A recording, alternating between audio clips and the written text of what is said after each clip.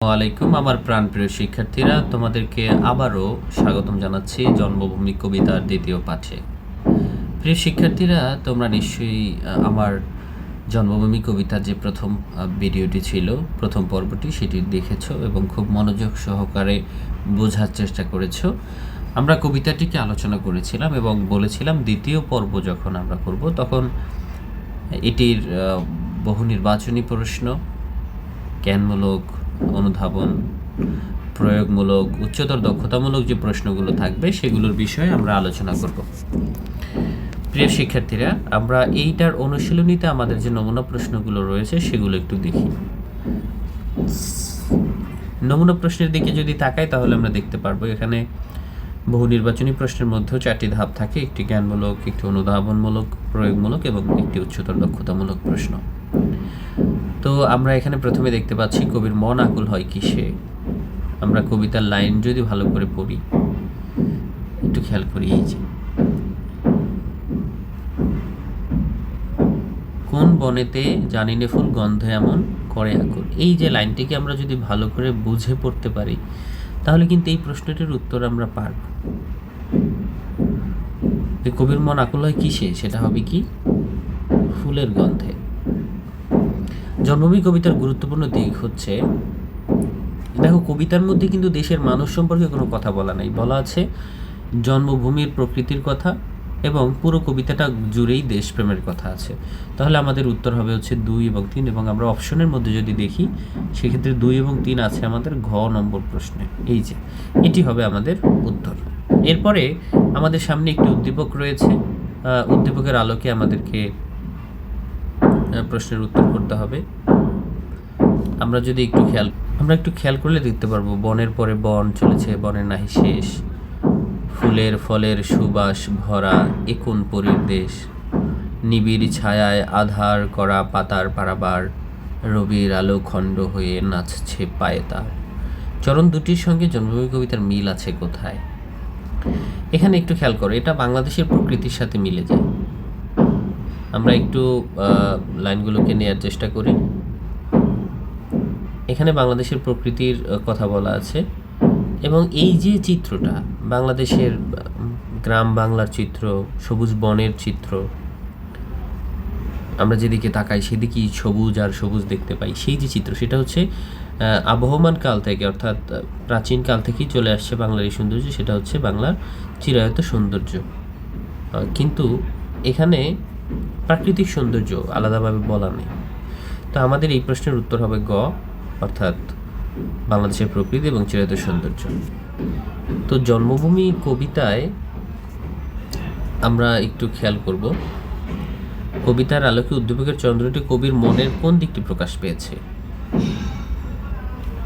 এটা একটা গুরুত্বপূর্ণ প্রশ্ন এবং এটাকে পুরো কবিতাটা বুঝে এবং উদ্দীপকটা বুঝে উত্তর করতে হয়। দেখো, আমরা যখন কোনো জিনিসকে ভালোবাসি, পছন্দ করি, সেই জিনিসটার জয়গান গাই, গুণগান গাই এবং সেটাকেই সবসময় বড় করে দেখি বা দেখাতে চেষ্টা করি। সেই জায়গা থেকে এই প্রশ্নটির উত্তরটা আমরা চিন্তা করলে কবিতার মধ্যে কবির গভীর দেশপ্রেমের কথা বলা হয়েছে। আর এই প্রশ্নটির মধ্যেও আমরা দেখতে পাই যে এখানে এই যে চরণ রয়েছে, কবিতার লাইন রয়েছে, সেখানেও দেশপ্রেমের চিত্র ফুটে ওঠে। এই হচ্ছে আমাদের নমুনা প্রশ্ন। এরকম প্রশ্নই আমাদের আসবে এবং সেই প্রশ্নগুলোর উত্তর দেওয়ার ক্ষেত্রে আমরা কি কি বিষয়গুলো মাথায় রাখব, আজকের পাঠের আলোচ্য বিষয় মূলত সেটাই। তো শিক্ষার্থীরা আমরা একটু আবার কবিতার কাছে ফিরে যাই এবং বহু নির্বাচনী প্রশ্নের ক্ষেত্রে আমরা যেটা পড়ার চেষ্টা করব, আমরা খুব মনোযোগ সহকারে লেখক পরিচিতিটা পড়ব, শব্দার্থগুলো পড়ব, পাশাপাশি কবিতাটির মধ্যে যতগুলো লাইন রয়েছে সেগুলোকে পড়ব। যেমন কবির জন্ম অর্থাৎ জন্ম সার্থক হয়েছে কেন, কোথায় জন্মগ্রহণ করে কবির জীবন সার্থক হয়েছে, বাংলাদেশে জন্মগ্রহণ করে কবির কি হয়েছে, কবি কাকে ভালোবেসে জীবনকে সার্থক মনে করেন, তারপরে হচ্ছে কবির জীবন সার্থক হয়েছে কাকে ভালোবেসে, এ ধরনের প্রশ্ন আসতে পারে। কবি দেশকে কার সাথে তুলনা করেছেন? রানীর সাথে। তারপরে কবির অঙ্গজুড়াই কোথায়, কোন বনে আকুল বা ফুল ফোটে, কবি কিসের গন্ধে আকুল হয়ে যান, সুন্দর চাঁদের হাসি কোন আকাশে দেখা যায়, কবি চোখ মেলে প্রথম কি দেখতে পেয়েছিলেন, কবি কোথায় চোখ বন্ধ করতে চান, কবি কোথায় মৃত্যুবরণ করতে চান, এই ধরনের প্রশ্ন আমাদের আসতে পারে। সেটা বহু নির্বাচনী প্রশ্নের ক্ষেত্রেও আসতে পারে এবং জ্ঞানমূলক প্রশ্নের ক্ষেত্রেও আসতে পারে। পাশাপাশি আমাদের শব্দার্থগুলোকে আমরা একটু খেয়াল করব। আকুল শব্দের অর্থ কী, মুদব শব্দের অর্থ কী, এইগুলো। এবং আমরা যারা পাঠ পরিচিতি পড়েছি সেটা তো আমরা জানি যে এখানে 4টি বিষয় আলোচিত হয়েছিল, আমরা আগের পর্বে সেটা আলোচনা করেছিলাম। তো এখানে শিক্ষার্থীরা আমরা যখন সৃজনশীল পাঠের যে তোমাদের ভিডিওগুলো দিয়েছিলাম সেখানে বলেছিলাম যে আমাদের উদ্দীপকগুলো হতে পারে কবিতা, হতে পারে অনুচ্ছেদ, কবিতাংশ। তো এখানেও সেরকমই একটা উদ্দীপক দেয়া হয়েছে আমাদের সামনে। ধনধান্য পুষ্প ভরা আমাদের এই বসুন্ধরা, বসুন্ধরা মানে আমাদের পৃথিবী। এখানে ধান্য মানে ধন সম্পদে পরিপূর্ণ আমাদের এই পৃথিবী, তার মাঝে একটি দেশ আছে সকল দেশের সেরা। সেই দেশটি কি? ও সে স্বপ্ন দিয়ে তৈরি, সে দেশ স্মৃতি দিয়ে ঘেরা। অর্থাৎ সেই দেশটা মনে হয় স্বপ্নের মতন এবং স্মৃতিতে ঘেরা। এমন দেশটি কোথাও খুঁজে পাবে না কো তুমি, সকল দেশের রানী সেজে আমার জন্মভূমি। মানে এই যে দেশটার কথা বলছি সেই দেশটা এত সুন্দর, এরকম দেশ আর কোথাও খুঁজে পাওয়া যাবে না, কারণ এই দেশটা হচ্ছে সকল দেশের রানী এবং সেই দেশটা হচ্ছে আমার জন্মভূমি। এটা কবির ভাষা। তো কবির অঙ্ক জুড়ায় কিসে দেশের ছায়ায় এসে। এরপরে কবির শেষ ইচ্ছা কি, এই যে কবি এই দেশে দিয়ে মৃত্যুবরণ করতে চায় সেই ইচ্ছাটা, এবং কেন সেটা? কারণ কবি দেশকে ভালোবাসেন, কবির দেশের প্রতি মায়া আছে, কবি এই দেশের প্রকৃতিকে ভালোবাসেন, এই দেশেই আলো চোখে সবার প্রথম তিনি দেখেছেন এবং এই আলোতেই তিনি তার শেষ নিঃশ্বাস ত্যাগ করতে চান। এই কারণে কবির শেষ ইচ্ছা এটা। এখন এই যে উদ্দীপকটি রয়েছে, কবিতাংশটি যে রয়েছে আমাদের সামনে, সেই কবিতাংশটির আলোকে আমরা আসলে কি শিখতে চাচ্ছি, আমরা প্রশ্নটি বোঝার চেষ্টা করি। গ নম্বর প্রশ্ন আমাদের, এই যে গ নম্বর প্রশ্নটি, এটা আমরা বুঝি উদ্দীপকে জন্মভূমি কবিতার কোন দিকটির মিল লক্ষ্য করা যায়। একটু খেয়াল করলে আমরা উপরের যে উদ্দীপক আকারে যে আমাদের কবিতাংশটি রয়েছে সেখানে কিন্তু বাংলার প্রকৃতি এবং আমাদের যে দেশকে সকল দেশের সেরা মনে, দেশটি সবার চেয়ে সেরা এবং দেশকে সবচেয়ে বড় মনে করা, অর্থাৎ দেশপ্রেম।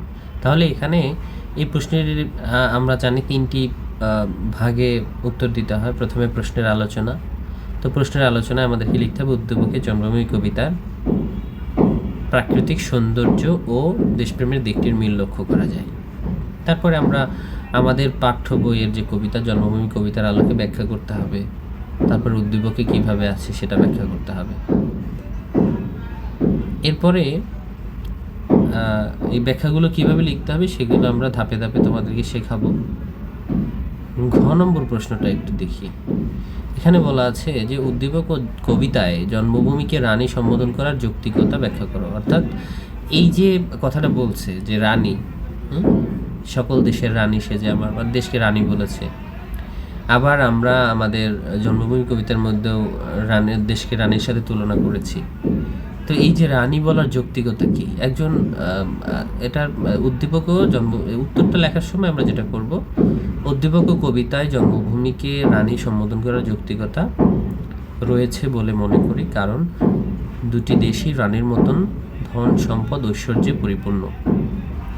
তারপরে আমরা কবিতায় কিভাবে দেশটি সুন্দর, তার প্রকৃতি কিভাবে সুন্দর, এই দেশের আলো বাতাস, সুন্দর চাঁদ, চাঁদের জ্যোৎস্না ইত্যাদি আলোচনা করব। এবং উদ্দীপকের মধ্যে যেভাবে বলা আছে ধন সম্পদে পরিপূর্ণ দেশ, এই দেশটি স্বপ্নের মতো সুন্দর, এরকম সুন্দর দেশ কোথাও খুঁজে পাওয়া যায় না, সেজন্য এই দেশকে রানী বলা হয়েছে।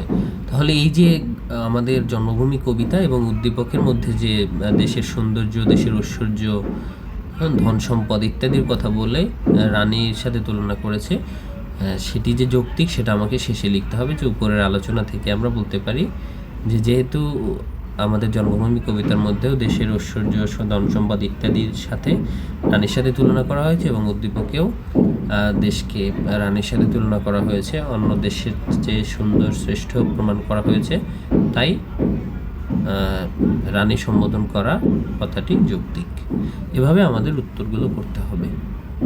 আমার এই ভিডিওগুলো বানানোর মূল প্রচেষ্টাটা এখানে যে আমরা যদি কোনো জিনিস যখন দেখি শুনি, সেই জিনিসগুলো আমাদের মস্তিষ্ক বেশি সময় ধরে রাখতে পারে।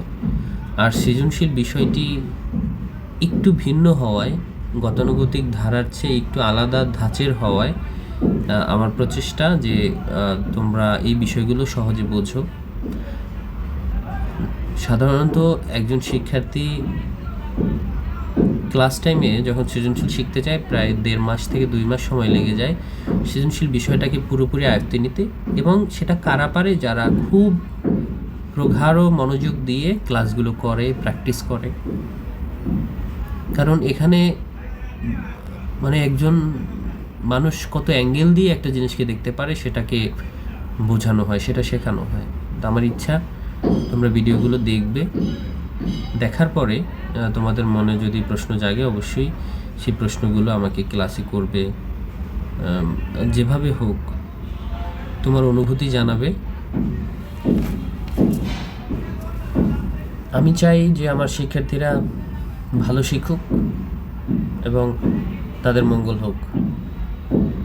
আমার এই বিশ্বাস যে আমার শিক্ষার্থীরা একদিন অন্যকে সৃজনশীল শেখাবে, অন্যকে বোঝাবে যে সৃজনশীল বিষয়টা কী। সেই প্রত্যাশায় আজকের মতো শেষ করছি। আল্লাহ হাফেজ। আসসালামু আলাইকুম।